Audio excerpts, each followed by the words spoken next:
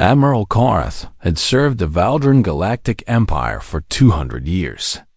He had seen wars that burned across entire star systems. He had watched civilizations rise and fall. He had given orders that killed millions and saved billions more. Nothing in all those centuries had prepared him for the report sitting on his desk. He read it again for the 5th time. The words had not changed. The Skethany horde was gone. Not defeated. Not scattered. Gone. 3,000 warships. The largest pirate fleet assembled in 500 years. They had gathered at the edge of Imperial space with one purpose: to attack the Volan system and burn every human colony world they could reach. The Skethany were brutal and stupid, but they were effective. Their ships were fast, their weapons were powerful, and their warriors feared nothing. And now they were simply gone. Korath put down the report and stared at the wall of his office. Through the window behind him, the Imperial capital world turned slowly, its cities glittering like scattered jewels across the night side. 12,000 years of civilization, the greatest empire the galaxy had ever known. And somehow, something had happened that none of their sensors, none of their spies, none of their vast intelligence networks could explain. His door chimed. "Enter," he said. Commander Velas's walked in, her scale shifting from blue to gray as she approached his desk. She was one of his best officers, a Sethrani with a mind like a blade. Nothing rattled her. But today, her colors were wrong. Too pale, too uncertain. "The investigation team has returned from Volan," she said. "And? Nothing." Velas set a data tablet on his desk. No debris. No energy signatures. No weapons residue. The entire Skethany fleet simply stopped existing. Our best estimate is that it happened in less than 17 minutes. Korath leaned back in his chair. 17 minutes. 3,000 ships. How is that possible? It is not possible, Admiral. That is the problem. He picked up the tablet and scrolled through the report. Sensor logs showed the Skethany fleet entering the Volan system in standard attack formation. They were moving toward the 4th planet, where 2 million humans lived in farming settlements and mining operations. The humans had no military presence, no defense platforms, no warships, just cargo haulers and passenger transports. The Skethany should have swept through the system in hours. They should have killed everyone and taken everything valuable. That was what the Skethany did. That was what they had always done. Instead, 17 minutes after entering the system, every single Skethany ship vanished from sensors. No explosions. No distress calls. No emergency beacons. Just silence. What did the humans say? Korath asked. They claim they saw nothing. They say they did not even know the Skethany were coming until we told them. Velas paused. They seemed genuinely confused by our questions. Confused. Yes, Admiral. They keep asking why we are so interested in their system. They say nothing unusual happened.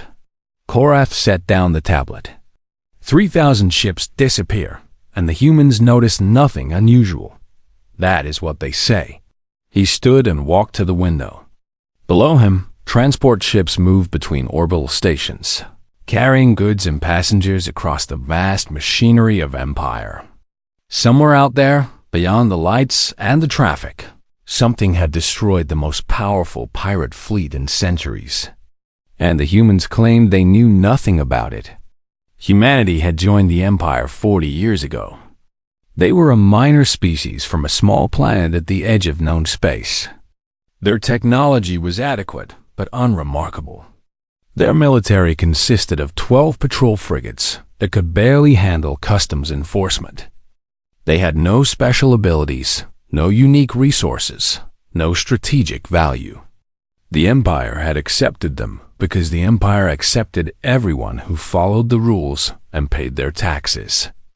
Humans were quiet, polite, forgettable. They worked hard, traded fairly, and never caused problems. In 40 years, they had done nothing to attract attention. Until now. "I want everything we have on humanity," Korath said. "Every report, every contact, every trade record, everything. Admiral, humanity is a Tier 7 species. We have minimal surveillance on them. There is not much to review. Then review what we have. Something does not make sense here, Velasquez. Something is very wrong." She nodded and left. Korath stayed at the window for a long time, watching the ships come and go. He had a feeling in his gut, the same feeling he got before a battle turned bad. Something was hiding in plain sight. Something he should have noticed long ago. 2 days later, Velasquez returned with a young analyst named Preth. The young officer was barely out of the academy, his scales still showing the bright patterns of youth. But his eyes were sharp, and he carried a data tablet like it contained secrets that could shake the Empire. "Tell the Admiral what you found," Velasquez said. Preth stepped forward nervously. "Sir, I was reviewing the archives for anything related to human colonies. Standard search parameters, looking for anomalies or unusual events. I found something strange." He handed Korath the tablet. 7 incidents over 40 years. Each time, a threat approached a human settlement. Each time, the threat disappeared. Korath scrolled through the list. A slaver fleet that vanished near a human mining station. A territorial dispute where an aggressive species suddenly withdrew from human space, refusing to explain why. A warlord who captured a human passenger ship, found dead on his own bridge with his entire crew unconscious and unable to remember what happened. "These are all in the archives?" Korath asked. "Yes, sir. But they were filed separately, under different categories. No one connected them until now.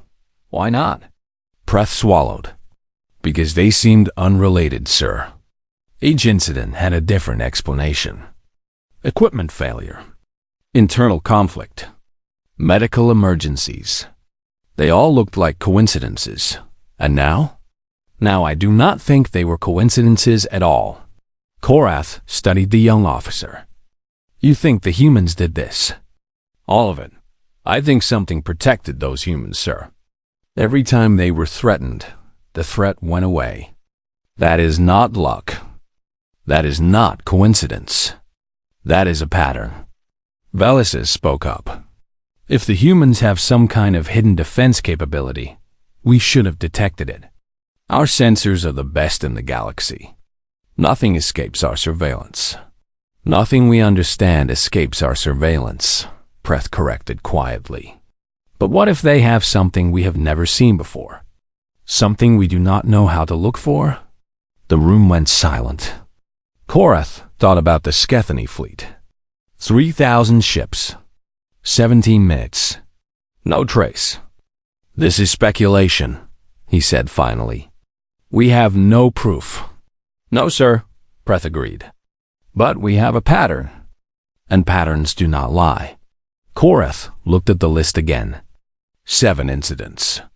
7 times humans should have died, and 7 times something saved them. Whatever was protecting humanity, it was powerful. It was fast. And it did not want to be seen.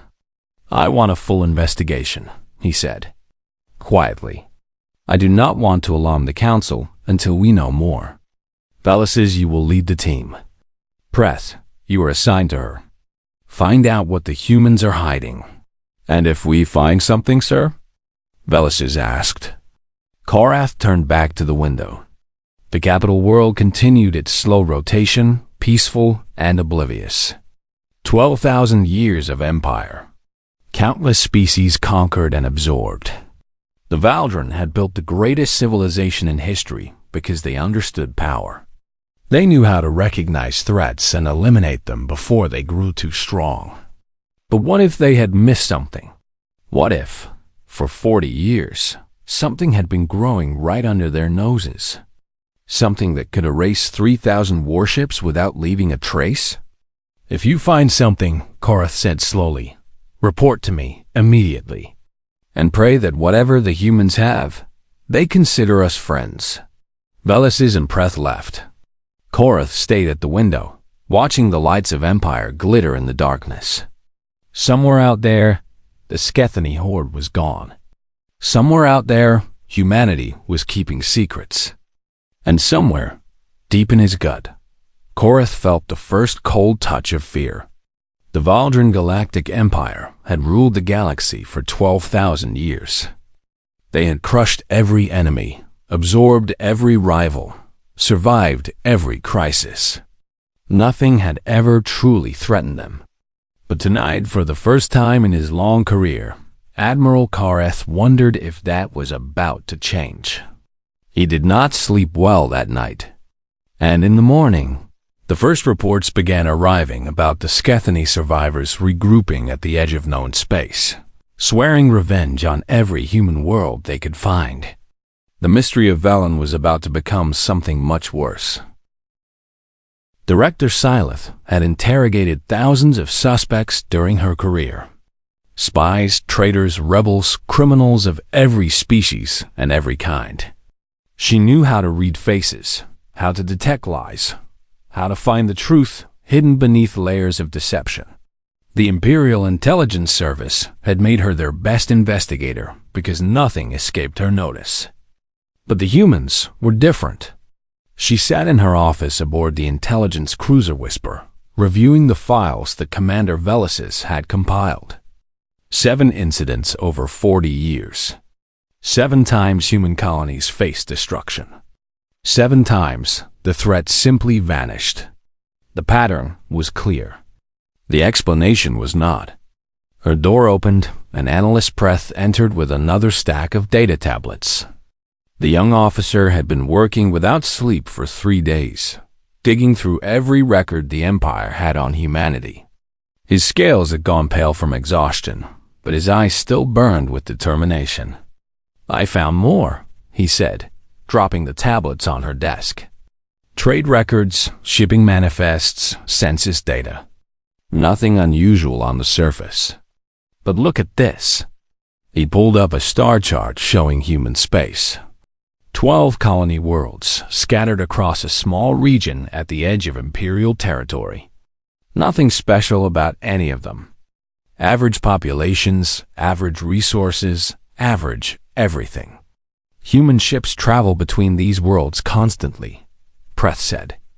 Cargo haulers, passenger transports, mining vessels.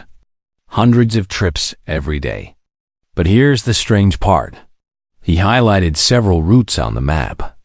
Some of these ships take longer than they should. Not by much. Just a few hours here, a day there. The delays are always explained by maintenance stops or cargo transfers. But when I check the maintenance records, nothing matches up. Syleth leaned forward. They are stopping somewhere that is not on the records. That is what I think. They are going somewhere we cannot see, doing something we do not know about, and then continuing on their way. Whatever they are hiding, it is in those gaps. Can we track them? I tried. Our sensors lose them in certain regions of space. Not for long, just brief windows where they seem to disappear. I thought it was equipment failure at first, but it happens too often to be coincidence. Silas studied the map. Humans were supposed to be simple. Farmers, miners, traders. Their technology was adequate, but nothing special. They should not have the ability to hide from Imperial sensors, even briefly. I need to speak with them directly, she said. Prepare my shuttle. We are going to Earth. Earth was a blue and green world, beautiful in a common sort of way. Syleth had seen hundreds of planets, and this one did not stand out. Its cities were small compared to Imperial standards. Its orbital infrastructure was modest. Everything about it said minor species with limited resources. But Syleth had learned not to trust what things said. The Human Diplomatic Council met her in a garden outside their capital building. Real plants, real sunlight, real air. Humans seemed to prefer such things. The leader of their delegation was an elderly woman named Sarah Chen, with white hair and calm eyes that gave away nothing. "Director Silas," Chun said warmly. "Welcome to Earth. We are honored by your visit." "I am not here for honor," Silas replied. "I am here for answers." "Of course. Please, sit. Would you like tea?" Silas did not want tea. She wanted to understand how a species with 12 patrol frigates had made 3,000 warships disappear. But she accepted the cup anyway. Learning required patience. "Ambassador Chun," she began, "I have spent the last week studying your species, your history, your colonies, your activities within the Empire. I have found some interesting patterns." "Patterns?" Chun sipped her tea with perfect calm.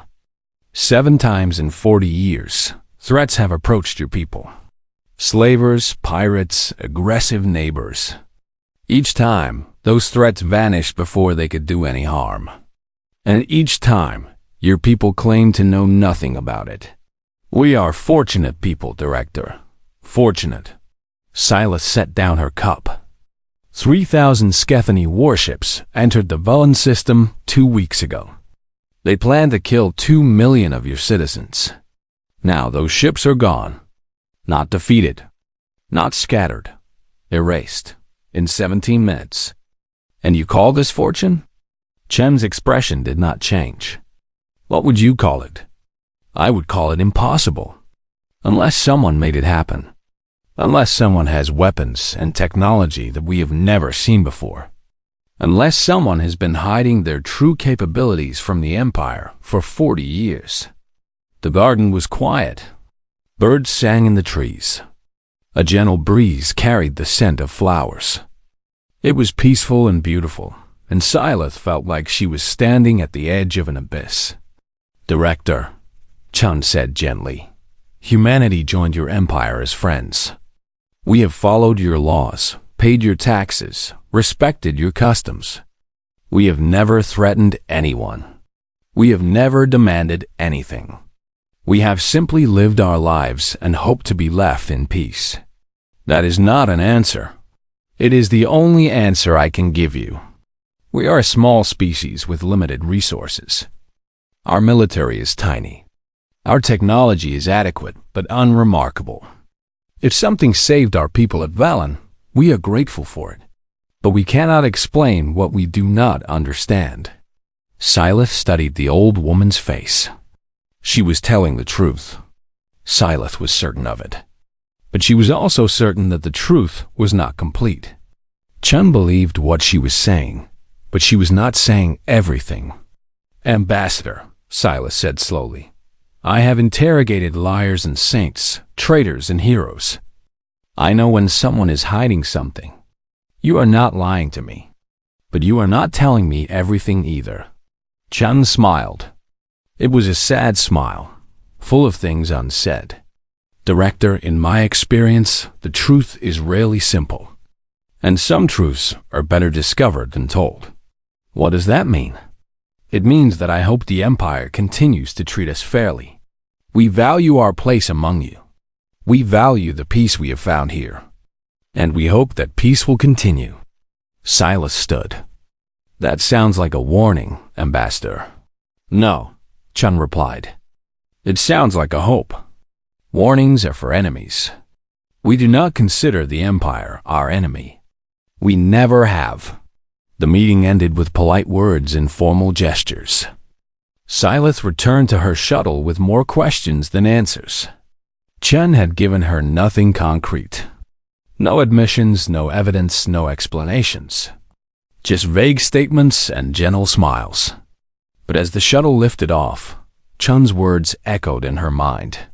"We hope that peace will continue." Such a simple phrase. Such an innocent hope. So why did it feel like a threat?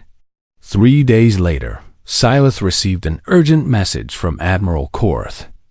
The Skethany horde had regrouped. Their survivors had gathered at the edge of known space, and reinforcements were pouring in from every corner of their territory. 10,000 ships. Maybe more. The largest hostile fleet in 3 centuries. And they had declared their intention to burn every human world as revenge for their lost brothers. Sylith read the report twice. Then she thought about Ambassador Chan, sitting in her garden with her tea and her sad smiles. The old woman had known this was coming. She must have known. And yet she had seemed so calm, so unconcerned. Either the humans were fools who did not understand the danger they faced, or they knew something the Empire did not. Sylith was beginning to suspect which one was true. And for the first time in her long career, she was not sure she wanted to find out what the humans were hiding. Some truths, she realized, might be better left undiscovered. But the Skethany were coming. 10,000 ships, hungry for revenge. Whatever secrets humanity held, they would be revealed soon enough. Sylith just hoped the Empire was ready for what came next. The Imperial Council Chamber was the largest room in the galaxy. Its ceiling rose so high that clouds sometimes formed inside it. Its walls displayed the banners of 10,000 conquered worlds. Its floor had been walked by emperors and generals, by builders and destroyers, by the greatest leaders the galaxy had ever known. Today, it held fear. Admiral Korath stood before the council, presenting his report on the Skethany threat. 12 counselors sat in their ancient seats, representing the 12 founding species of the Empire. Behind them, hundreds of observers from lesser worlds watched in nervous silence. 10,000 warships, Korath said. Perhaps 12,000 by the time they reach human space. The largest hostile fleet assembled since the Vorn Wars 3 centuries ago.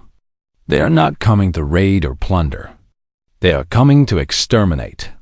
Chancellor Methrak, the eldest of the counselors, leaned forward.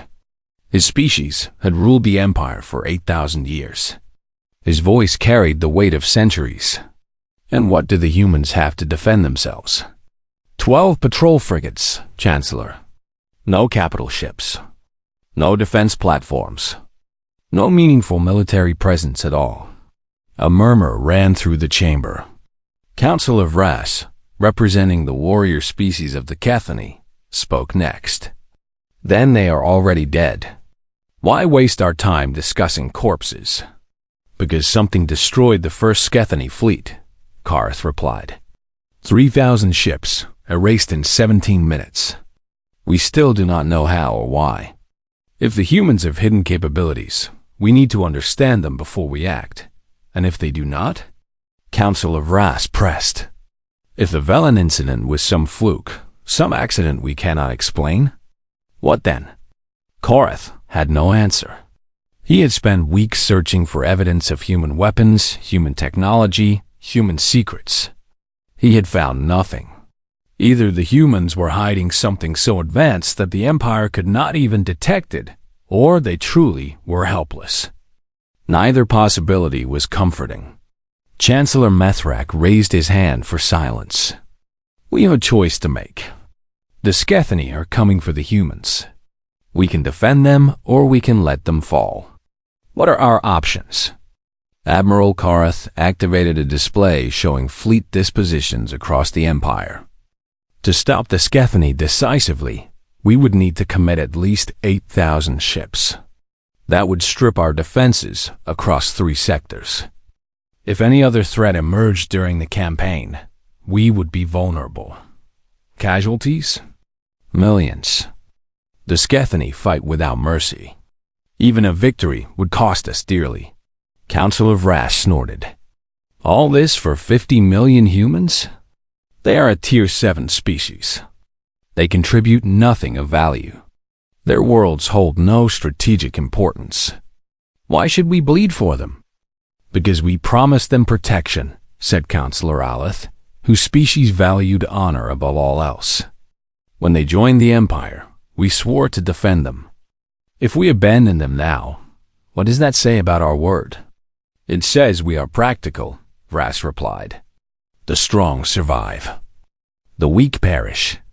That is the law of the universe. The debate continued for hours. Counselors argued, threatened, bargained. Some demanded full military commitment. Others wanted to wash their hands of the entire situation. Most fell somewhere in between, looking for a solution that cost the Empire nothing while appearing merciful. In the end, Chancellor Methrak proposed a compromise. "We will send a defensive force to human space," he said. 500 ships. Enough to show we made an effort. We will evacuate as many humans as possible before the Skethany arrive. After the enemy has finished their rampage, we will counterattack and destroy them. And the humans who cannot evacuate? Counselor Aleth asked quietly. "They will die," Methrak replied. "But their sacrifice will give us time to prepare. And when we crush the Skethany afterward, the galaxy will see that no one attacks Imperial citizens without consequences." It was a cold calculation, practical, efficient, heartless. The council voted, and the motion passed by a wide margin. Admiral Korath was given the task of informing the humans. He traveled to Earth alone in a small courier ship. He did not want witnesses for this conversation. He did not want anyone to see what he was about to do. Ambassador Chun met him in the same garden where she had met Director Silith. The same flowers, the same birds, the same gentle breeze. She looked older than he remembered, or perhaps he was simply seeing her clearly for the first time. "Admiral Korath," she said, "I assume you bring news about the Skethany." "Yes." He could not meet her eyes. "The Empire has decided to send a token defensive force. 500 ships. We will begin evacuating your people immediately. 500 ships against 10,000. Chun's voice was calm. "That is not a defense. That is a gesture." "I know. And the evacuation? How many of my people can you save?" Korath finally looked at her. "Perhaps 5 million. Maybe less. We do not have enough transport capacity for everyone. So 45 million of my people will die." "I am sorry, Ambassador." The council decided that the cost of full defense was too high. "Your worlds are simply not worth the sacrifice." Chun nodded slowly. She did not seem surprised. She did not seem angry. She seemed like someone who had always known this moment would come. "Will you evacuate?" Korath asked. "You and your leaders, at least? We can guarantee your safety." "No, Admiral." "No, Admiral. We will stay in our homes. You will die. Perhaps." Chun looked at the flowers swaying in the breeze. "Or perhaps not. The universe is full of surprises." Korath felt a flash of frustration. "Ambassador, I am trying to save you. I do not want your people to die. But the Empire has made its decision. There is nothing I can do." Chun turned back to him. Her eyes were kind, almost pitying. "Admiral, we have been members of your empire for 40 years. We have followed every rule. We have paid every tax. We have never complained, never demanded, never caused any trouble. And now, when we face extinction, your empire offers us evacuation while our worlds burn. I know it is unjust. But the council made their choice," Chun interrupted gently. "And now we will make ours. Admiral, I want you to remember something. Whatever happens next, we gave the Empire every chance. We were patient. We were peaceful. We were good citizens. And still, you chose to abandon us. That sounds like a threat." "No, Admiral. It is simply a fact. Now I think you should leave. And I think, when you tell your council what I said, you should recommend that they watch carefully. They may learn something important." Korath stood. He wanted to argue, to convince her to run, to save herself. But there was something in her eyes that stopped him, a certainty that went beyond courage, a calm that came from knowing something he did not. He returned to his ship and lifted off from Earth. As the blue and green world shrank behind him, his sensors flickered. For just a moment, he detected thousands of energy signatures across human space. Massive signatures, far larger than any human ship should produce. Then they vanished, as quickly as they had appeared. Korath stared at his sensor display for a long time. He thought about Chun's words. He thought about her calm acceptance of death. He thought about the way she had looked at him, like he was a child who did not understand what was happening. Then he opened a channel to Admiral Command and sent an urgent message to the Council. Something was about to happen.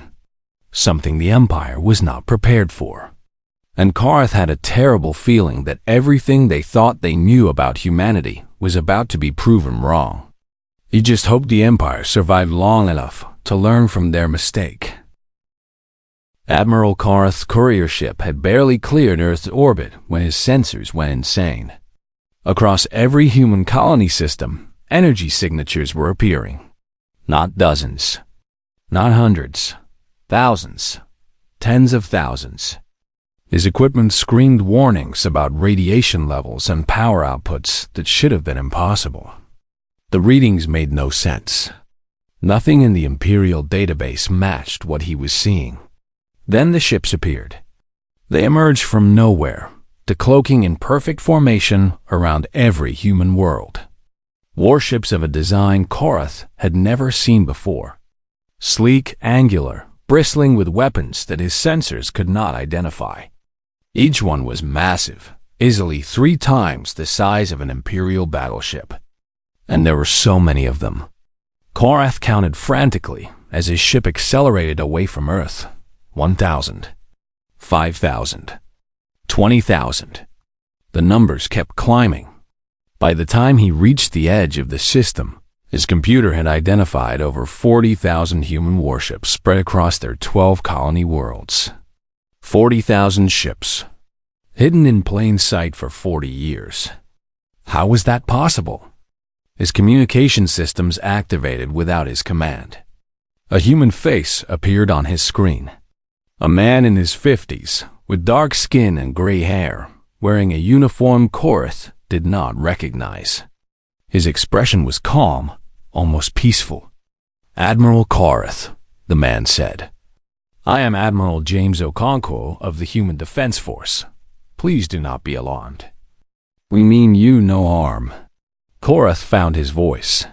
"How? Where did these ships come from?" "They have always been here, Admiral. We simply chose not to show them until now. Please return to your capital and inform your council that we will be broadcasting a message shortly. They will want to hear it." The screen went dark. Korath sat in stunned silence, watching the impossible fleet organize itself around Earth. These were not patrol frigates or cargo haulers. These were warships built for one purpose: destruction on a scale the Empire had never imagined. And humanity had been hiding them for 40 years. The message came 2 hours later, broadcast on every Imperial channel simultaneously. Every ship, every station, every world received it at the same moment. Admiral Okonkwo's face filled screens across the galaxy. "To the Galactic Empire and all who received this transmission," he began. "For 40 years, humanity has lived among you as a minor species. We joined your empire, hoping for friendship, for peace, for a chance to be part of something greater than ourselves. We hid our true capabilities because we did not want to conquer. We did not want to rule. We simply wanted to live as equals." He paused, and when he spoke again, his voice carried a weight that made Korath's blood run cold. "For 40 years, we protected ourselves quietly. When threats came, we removed them without revealing what we could do. We hoped the Empire would treat us fairly. We hoped we would never need to show you what we are capable of.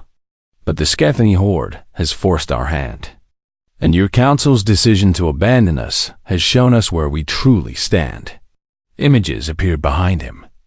The human fleet in all its terrible glory.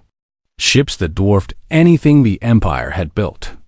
weapons that glowed with power beyond understanding. "Watch now," Okonkwo said. "Learn and understand that what happens next is mercy, not war." The transmission ended, and across the galaxy, every eye turned to human space. The Skethany arrived 3 days later. Their fleet had grown during the journey. 12,000 ships filled with warriors hungry for revenge.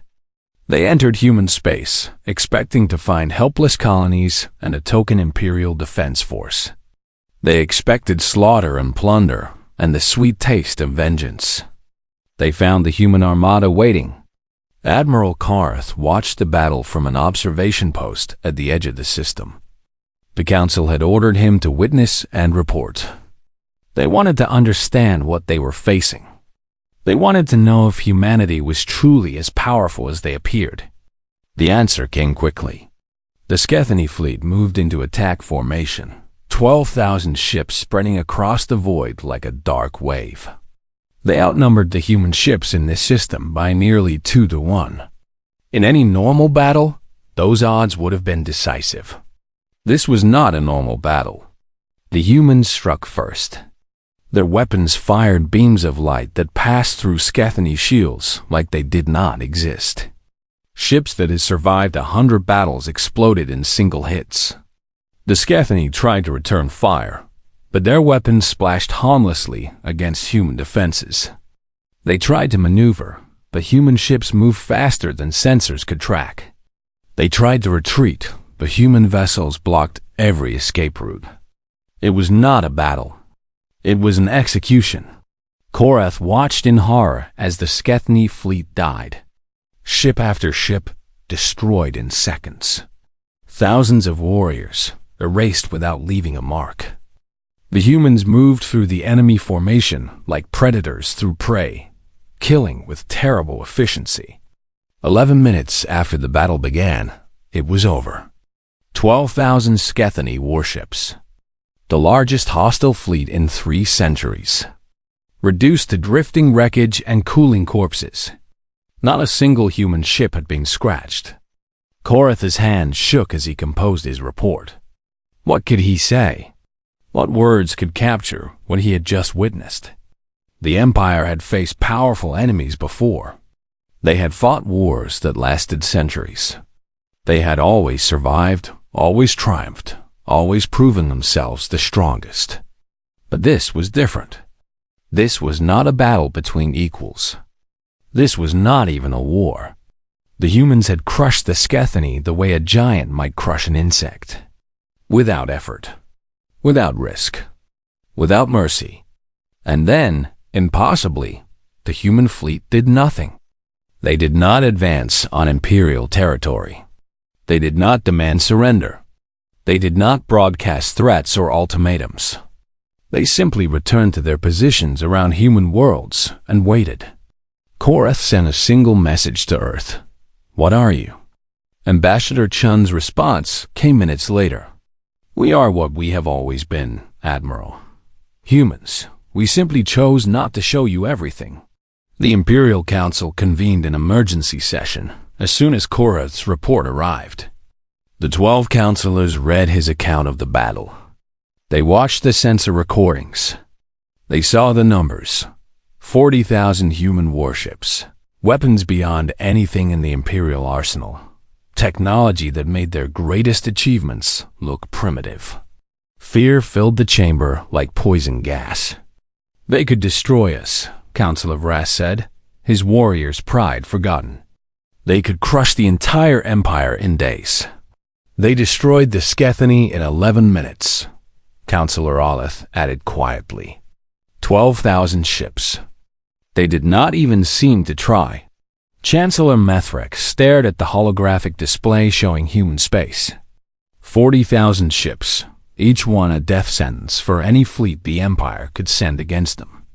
They had been hiding there for 40 years, watching, waiting, judging. Why did they not attack us? He asked. They have the power. We abandoned them to die. Why show mercy? No one had an answer. No one could understand why a species with such overwhelming force would choose restraint, when vengeance was so easily within reach. Then the message arrived. It came from Ambassador Chun, addressed to the full council. Simple words on a simple screen. An invitation to come to Earth for talks. Not demands, not threats, just an invitation. They want to negotiate, Counselor Alice said, disbelief in his voice. After everything we did, they want to talk.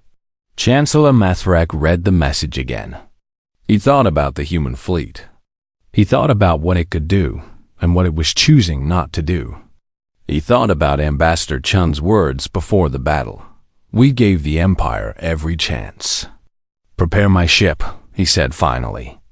We are all going to Earth, all 12 of us. If humanity wants to talk, we will listen. No one argued. No one suggested defiance or resistance. The time for pride had passed. Now there was only fear and a desperate hope that humanity's mercy would extend beyond the Skethany.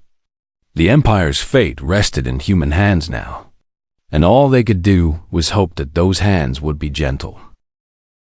The 12 most powerful beings in the galaxy arrived on Earth expecting surrender terms. They had prepared speeches of submission. They had rehearsed offers of tribute, territory, anything that might satisfy the humans' desire for revenge. They had accepted that the Empire, after 12,000 years of dominance, was about to become a vassal state to a species they had considered worthless. Ambassador Chun met them in her garden. She offered them tea. Chancellor Methrak accepted his cup with trembling hands. The other counselors sat in uncomfortable silence, surrounded by flowers and birdsong, waiting for the hammer to fall. Above them, the sky was clear and blue. Somewhere beyond that sky, 40,000 human warships waited. Every counselor felt their presence like a weight on their souls. Thank you for coming, Chun said, as if they were guests at a pleasant social gathering. I know this must be difficult for you. We are here to discuss terms, Methrak replied. What does humanity want from the Empire? Chun smiled. It was the same sad smile Kareth had seen before, full of knowledge and sorrow. Perhaps you should first understand who we are. Then we can discuss what we want. She gestured, and holographic images appeared in the air around them. Star maps, ancient and vast, showing regions of space far beyond imperial borders. Long before we found your empire, Chun began, humanity discovered faster than light travel. We explored for centuries, traveling farther than any of your species have ever gone. We found wonders beyond imagination. We found horrors beyond description. And we found warnings. The images changed, showing ruined worlds and dead civilizations. Cities turned to glass. Planets stripped bare. Entire star systems reduced to ash. Every great civilization we found had destroyed itself, Chun continued. Some through war, some through neglect, some through arrogance. But they all shared one thing in common. They believed that power was meant to be used. That strength justified domination. That the purpose of building weapons was to point them at others. The counselors watched in silence as image after image showed the graves of once mighty empires. Thousands of species, millions of years of history, all reduced to ruins and warnings. We learned a different lesson, Chun said. We built our fleet not for conquest, but for protection. We developed a simple philosophy. The ability to destroy means nothing without the wisdom to choose peace. Power is not a right. It is a responsibility. She let the images fade. The garden was quiet, except for the wind in the leaves. When we found your empire, we saw a civilization that ruled through fear. You conquered the weak, exploited the powerless, and called it natural law. We could have destroyed you. It would have taken us less than a week. But we chose differently. We chose to join you as the lowest members, to live among you, to watch and learn and hope. Hope for what? Counselor Aleph asked quietly. Hope that you could change. Hope that somewhere beneath the conquest and cruelty, there was something worth saving. Hope that one day you would choose to be better. Chancellor Methrek set down his tea. His hands had stopped shaking. In their place was a cold certainty that what came next would change everything. And have we proven worthy of that hope? He asked. Chun's eyes were gentle, but honest. When the Skethany threatened us, you chose to sacrifice our people rather than risk your own. You calculated the value of 50 million human lives and decided we were not worth the cost. So no, Chancellor, you have not proven worthy. The words hung in the air like a judgment. Several counselors looked away in shame. Others sat frozen, waiting for the sentence to be pronounced. But, Chun continued, you came here. You did not hide in your palace and wait for us to attack. You came to us willing to talk, willing to listen. That is something. What do you want? Methrek asked again. Name your price. Territory, resources, tribute. Whatever you demand, we will pay. We do not want territory. We do not want tribute. We do not want to rule your empire. Chun paused, letting her words sink in. We want partnership. The counselors stared at her in confusion. Of all the demands they had expected, this was not among them. Partnership, Chun repeated. Humanity will share our technology, our knowledge, our protection. In return, the empire must change. No more species hierarchies. No more sacrificing the weak to protect the strong. True equality for all member worlds. Justice for all citizens, not just the powerful. You want us to rebuild our entire civilization, Counselor Vrass said. That is impossible. It is difficult, Chun agreed, but not impossible, and far better than the alternative. Chancellor Methrek leaned forward. Why? You have the power to take everything. You could rule the galaxy. Why negotiate? Chun looked at him with something like pity. Because slaves do not build civilizations, Chancellor. Fear does not create loyalty. You will never be safe while your subjects dream of freedom. Your empire has lasted 12,000 years, but it is hollow. One day it will fall, consumed by its own contradictions. We are offering you a chance to build something that will last forever. And if we refuse, then we will wait. Chen's voice was calm, but final. We will watch your empire crumble under its own weight. We will watch your subjects rebel, your systems fracture, your legacy turn to dust. And when it is over, we will help whoever survives build something better from the ruins. One way or another, change is coming. We are simply offering you the chance to be part of it. The counselors debated for 3 days. They argued about tradition and pride, about power and control, about everything they stood to lose. But beneath all the arguments was a simple truth. They had no choice. Humanity held all the power. The only question was whether to accept their mercy or face their patience. In the end, they agreed. The reforms began slowly. Species barriers were lowered, then removed. Former subjects became citizens with equal rights. The imperial fleet remained, but now it served all members equally. Human technology spread across the empire, lifting every world toward prosperity. It was not easy. Change never is. Old hatreds died hard, and old powers fought to maintain their privileges. But with human support and human protection, the new order held. Year by year, the empire transformed into something new. Something better. 1 year after the summit, Admiral Korath returned to Earth. He found Ambassador Chen in her garden, surrounded by flowers that had bloomed through an entire revolution. You could have destroyed us, he said. You could have ruled everything. Chun watched the sunset paint the sky in shades of orange and gold. Yes, but ruling through fear is exhausting, Admiral.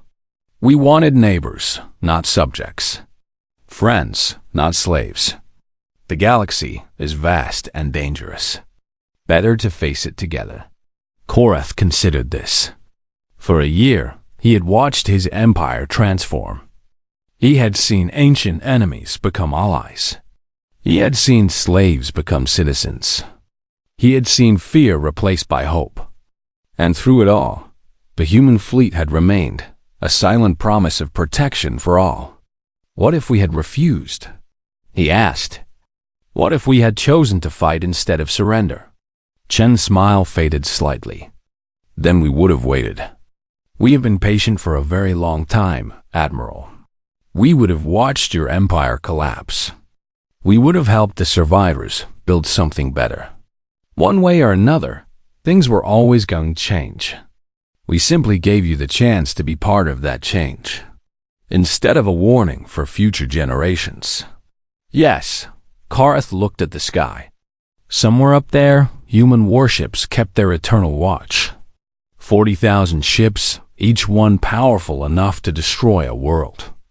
And yet they protected instead of conquered. They guarded instead of dominated. He thought about everything he had learned in the past year. About power and restraint. About mercy and wisdom. About the choice to build instead of destroy. Thank you, he said finally, for giving us the chance to change. Chun nodded. Thank you for taking it. The galaxy is better with your people in it, Admiral. All we had to do was help you see that you could be better too. The sun set behind the mountains, and the first stars appeared in the darkening sky. Somewhere among them, the Empire continued its transformation. Somewhere among them, old enemies learned to become friends. And somewhere, in the vast darkness between stars, humanity kept watch. Not as conquerors, not as rulers, but as guardians, protectors, and partners in a galaxy that was finally learning what true strength really meant. Not the power to destroy, the wisdom to choose peace.